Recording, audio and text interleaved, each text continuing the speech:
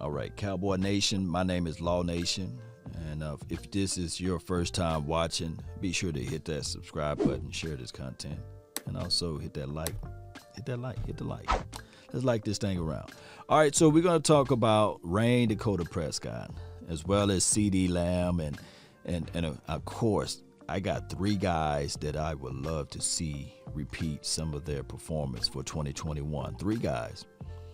Now, first, I want to start off by talking about CeeDee Lamb. CeeDee Lamb is on his tour. I call it the money tour.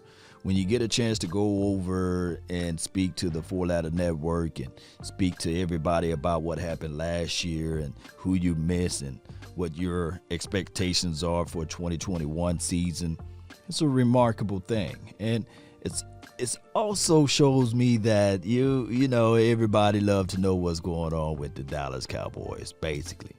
Now, I'm on record saying, and I know several of you guys share the same sentiments, that if Dak Prescott never went down, you would have been witnessing one of the greatest rookie campaigns of all times for the Dallas Cowboys. And he would have been Rookie of the Year.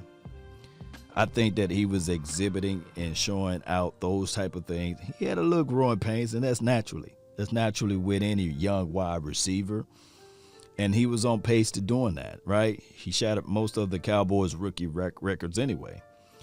All right, so my thing is, for 2021, of course, we would like to see some more of that flavor, that sauce.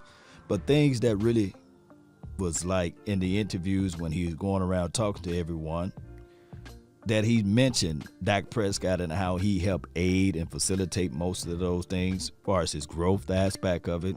And during the offseason, Dak Prescott was working out with CeeDee Lamb. And I believe that even when we look at everything, they mentioned and they kept mentioning sleep number. So I'm quite sure that Dak Prescott camp was like, hey, we got a good guy that can represent sleep number. And of course, that's still CeeDee Lamb, right? Sleep number is the bed that you can adjust your sleeping, comfort, and they got an IQ setting.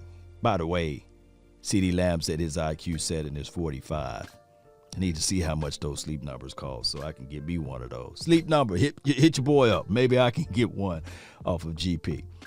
All right, so with that being said, Cowboy Nation, how in the world will all of this stuff works out, right?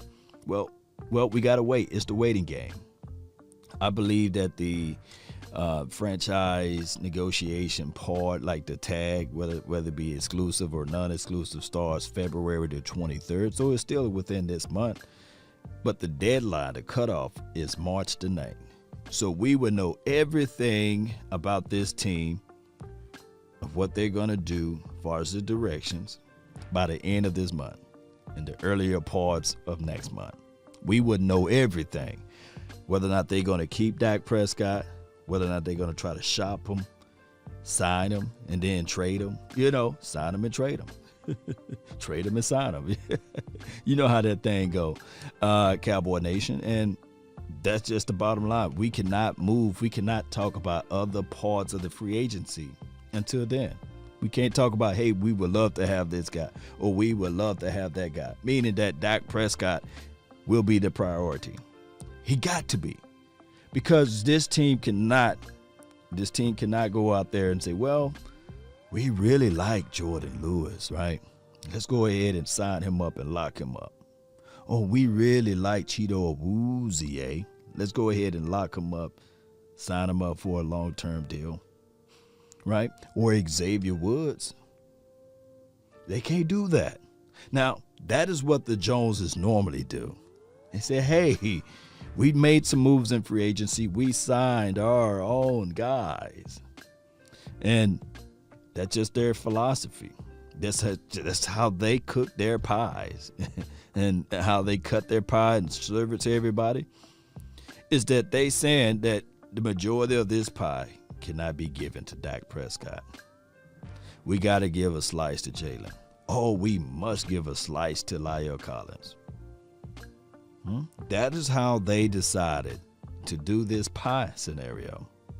And even when the negotiation part of Ezekiel Elliott's contract, I'm quite sure Dak Prescott representatives, and as well as Dak Prescott, should have been in Jerry Jones and Stephen Jones' ears saying, okay, if you pay this running back all of these corns, keep in mind he already got paid his rookie's contract.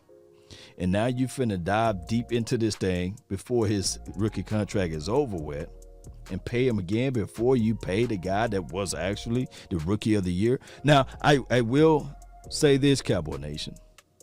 Ezekiel Elliott was the main part of some of Dak Prescott's success. Being able to account for all of those guys in the box, meaning that you have one-on-one to the outside, you got to give kudos to Ezekiel Elliott for that. But in the same breath, the front five, the offensive line, was the main or intricate part for Ezekiel Elliott. It's like the circle of life, basically. One end cannot do without the other. You need a complete team, yes. But the craziest thing of it all, the salary cap wedges a lot of people out of this situation, right? And the salary cap will make also justifications of, oh, I can't do this and I can't do that, when you can actually do that and this and do this and that, right? Look, and I'm not trying to sully or denigrate Tyrone Crawford, but there was times where the Cowboys could have cut Tyrone Crawford and saved $10 million. There were a time whereas when we looking at the arguments of, do you pay this guy, do you pay that guy? And they paid so much money for what? A Poe and McCoy. All of those guys equivalent to what? $17 million? Worleys of the worlds and all of those guys. Could have cut those guys. Those guys right now are not a main vein in this team. Not a major part of this team.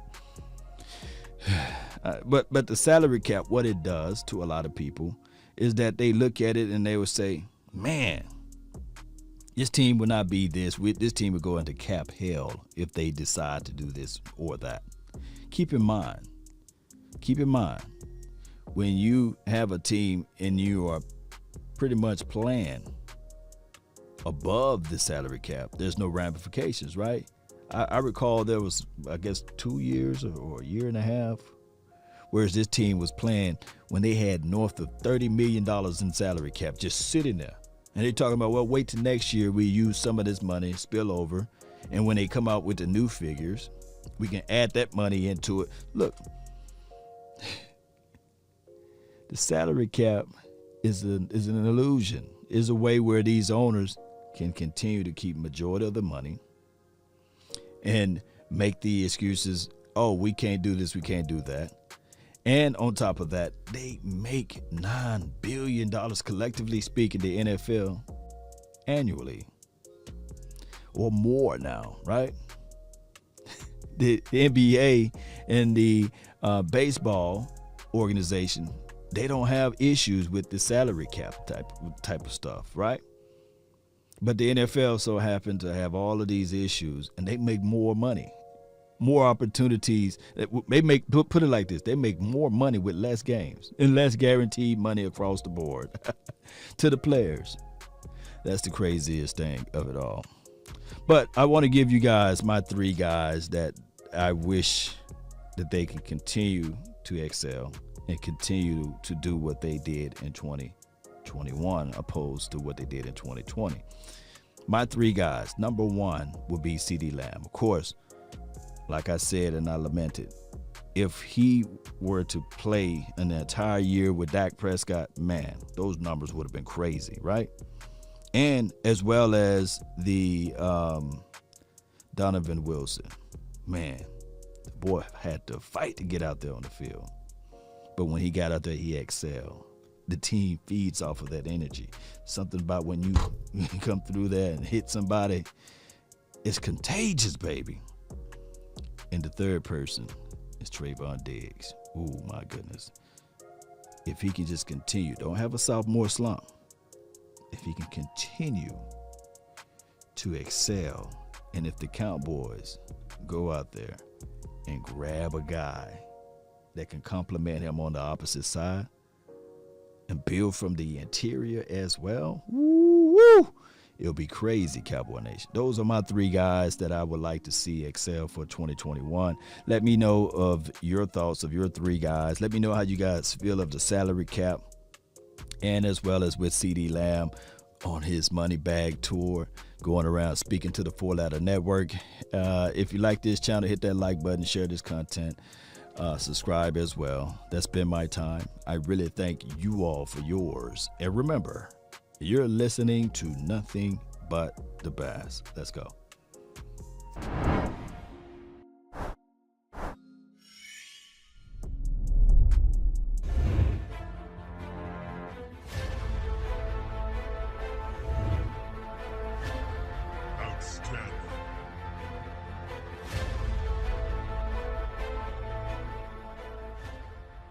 Dak's not yet under contract for 2021. How much do you think about that? And from your experiences with him, do you campaign and say, like, let's get this guy signed? Of course, I'm sure they definitely want Dak back.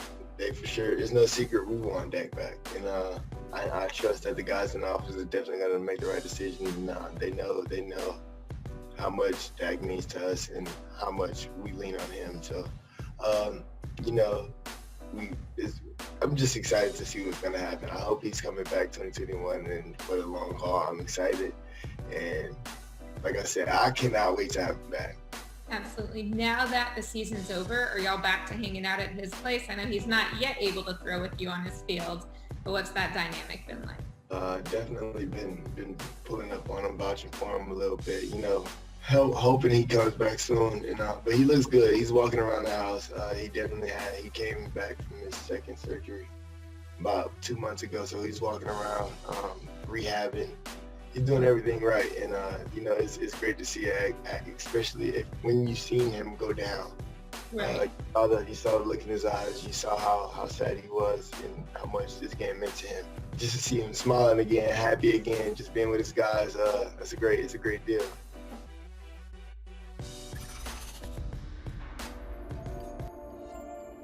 Excellent.